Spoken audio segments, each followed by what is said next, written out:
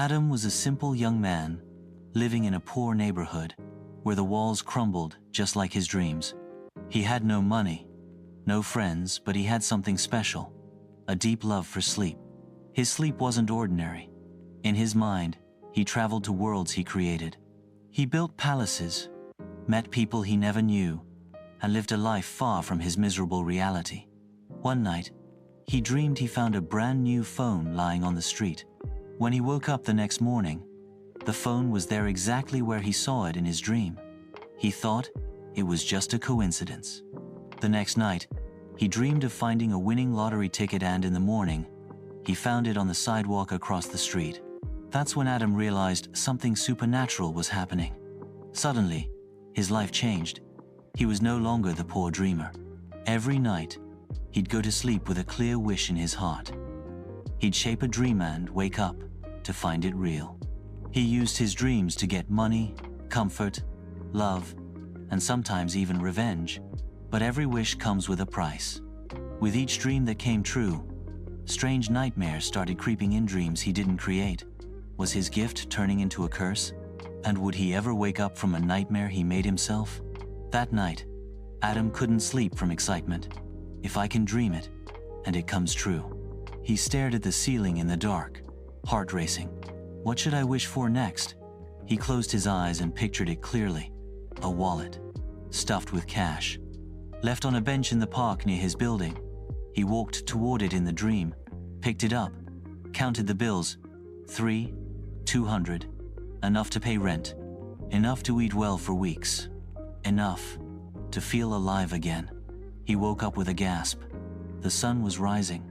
Was it real? Adam ran out of his tiny apartment, barefoot, heart pounding, down the stairs, across the cracked sidewalk, into the park. There it was, exactly as he saw it. Same bench, same wallet. He opened it with trembling hands. 3, 200, no ID, no name, just money. He laughed out loud, a sound he hadn't made in years.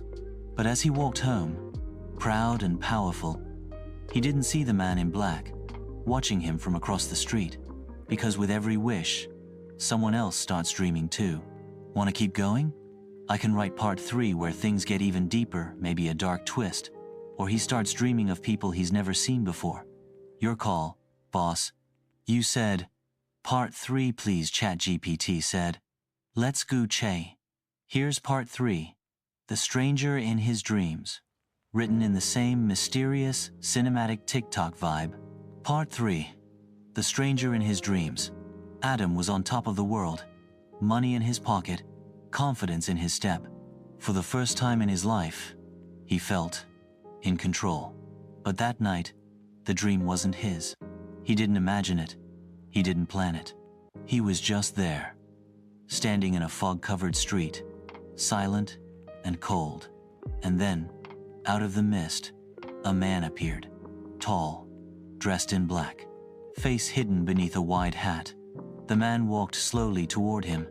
Adam tried to speak, but no sound came out. The stranger raised his hand and pointed at Adam's chest. You're not the only one who dreams anymore, he said. Be careful what you wish for. Adam woke up in a cold sweat. His shirt was damp. His hands were shaking. He tried to brush it off. Just a nightmare, he told himself. But when he left his building that morning, he stopped in his tracks. Across the street was the same man, same black coat, same wide hat. And this time, he was smiling. Adam froze. The man in black was real. He wasn't part of a dream anymore. He was in the waking world now. Adam blinked, but the man was gone, just vanished into thin air. That night, Adam stayed awake. He didn't want to sleep, didn't want to dream, but sleep always wins. In his dream, he was back on that foggy street. The man was waiting for him. You've broken the balance, he said. Adam shouted, What balance? I'm just dreaming. The man shook his head slowly.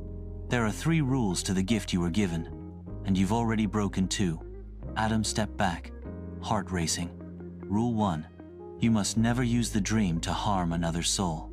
You took revenge. Remember the landlord? The man whispered. Rule 2. You must never wish more than what you need. You got greedy. The car. The fake job offer. The lie. Adam felt his legs weaken.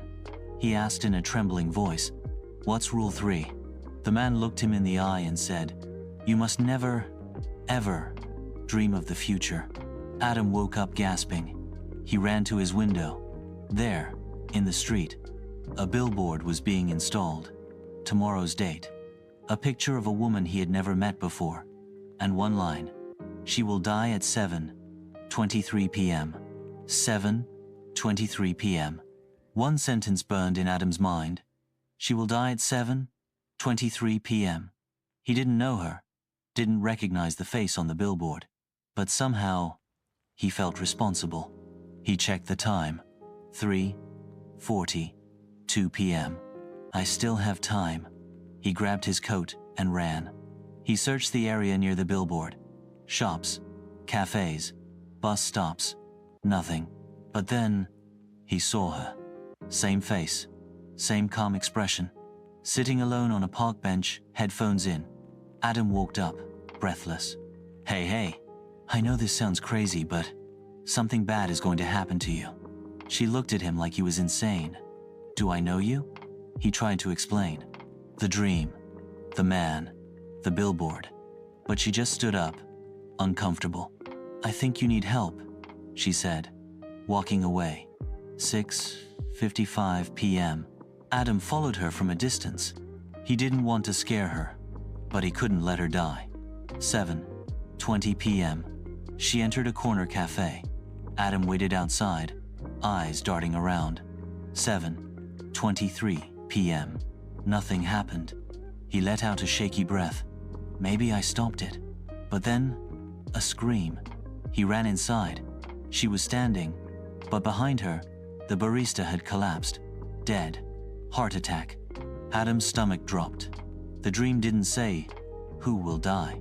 It said, "She will die." Her name tag was on the dead man's apron. Her name was his. Adam stood frozen. The girl, alive. The barista, gone. But on the floor next to the body, his name tag read, A. Rami. Adam Rami. His full name. Not a coincidence. Not this time. He stumbled outside, heart pounding like a drum. Something bigger was at play. Something personal. That night, Adam didn't want to sleep. But the moment he closed his eyes, he was back. The fog, the street, and the man in black, waiting. Adam shouted, "You tricked me." The man shook his head. "I warned you." Adam's voice cracked. "Why me? Why give me this power?" Silence. Then finally, the man said, "Because you were already dreaming, even before you slept." Adam didn't understand, but the man raised a finger to the sky. A clock appeared in the dreamscape. It was counting down. 2 days, 11 hours, 19 minutes, 46 seconds. Adam's voice trembled. "What is that?" The man's smile disappeared. "It's when you die, unless you wake up first." Adam gasped and woke up screaming. But on his wall, scratched in red, was the same countdown, still ticking. Adam stared at the wall. The numbers were glowing faint red. 2 days, 11 hours, 12 minutes, 6 seconds. He rubbed his eyes. Gone. Just a blank wall now. But he knew what he saw. And worse, he could feel it. Every second ticked inside his chest like a time bomb. "I need answers," he muttered. So he did the only thing he could think of. He forced himself back to sleep. Deep breaths. Total focus. I need to dream. I need to find him. And he did. But the street was different now. No fog. No shadows. Just mirrors. Hundreds of them. Each one reflecting a different version of himself. In one mirror, he was rich. In another, old.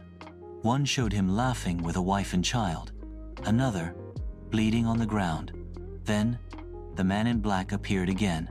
This time, no smile. Only fire in his eyes. "You broke the last rule, Adam." Adam shouted, "I didn't dream of the future. You showed it to me." The man's voice boomed. No, you dreamed of escaping the future. That's worse. And then the mirrors began to crack. One by one, Adam ran. Behind him, glass shattered like screams. Then he stopped. In front of him, a mirror that hadn't broken yet. Inside, he saw himself, older, alive, free, hope. He reached out to touch it, but just before his fingers made contact, a hand grabbed his wrist from inside the mirror.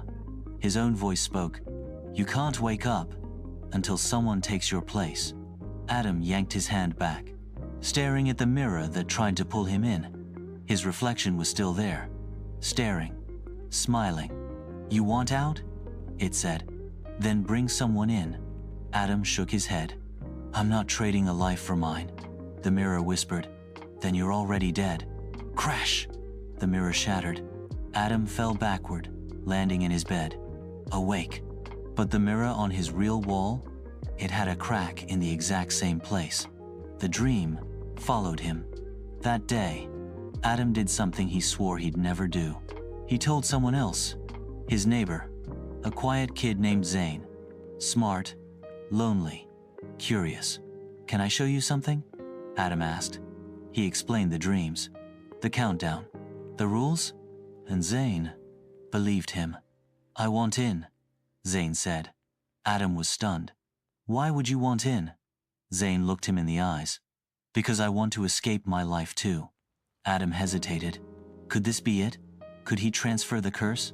That night, they both agreed to sleep same time, same room, same bed. And when Adam entered the dream, Zane was already there. But something was wrong. Zane wasn't afraid. He was smiling. And then, he spoke with the voice of the man in black. "You brought me in, but you didn't ask what I would do once I got here." Adam's jaw dropped. Zane's voice no longer his. It was him, the man in black, wearing Zane like a mask. "You wanted someone to take your place?" The voice growled. "You brought me home instead." Adam tried to run. The dream twisted around him like a maze. Mirrors stretched for miles. His own reflections laughing, mocking. The man's voice echoed. "You never understood the rules. You thought you were special, but you were just the doorway." Adam screamed. "Why me?" Silence. Then the man appeared face to face. No disguise this time. Just black eyes, like bottomless pits. "Because you were the only one who wanted to live in a dream more than reality. And now, your reality belongs to me." Adam fell to his knees. He was trapped. No more waking up. The countdown reached 0. Then darkness. The next morning, Zane opened his eyes. But he wasn't Zane anymore. Not really. He looked around Adam's apartment, smiled, walked to the mirror. His reflection winked. He picked up Adam's phone. New notifications, job offers, emails, calls. A new life, ready to be lived. He whispered to himself, "Dreamers make good hosts." Then behind the mirror, deep in the void, Adam screamed. His body was asleep forever. But his mind? Trapped in a dream that never ends. And every night, the man in black visits him. Not to torture him, just to watch him slowly forget who he used to be. Because in this dream world, there are no rules anymore. Only one truth. You can't wake up if you were never really awake. The end.